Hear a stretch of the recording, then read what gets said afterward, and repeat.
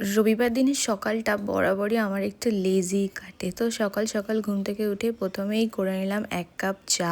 1 cup না, 2 cup চা আমার আর আমার বরের জন্য।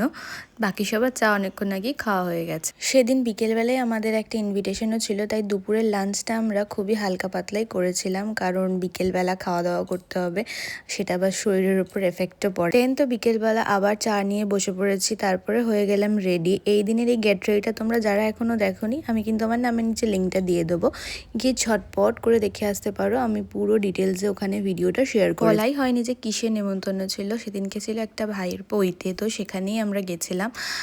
আর গিয়েই প্রথমে আমরা প্রচুর খাওয়া দাওয়া করেছি। কি খাওয়া দাওয়া করেছি সেটা নিয়ে আমি আবার একটা সেপারেট ভিডিও দেবো। এখানে সুদীপ একটা জুস ট্রাই করছিল, আর দেখো কীরকম করছে।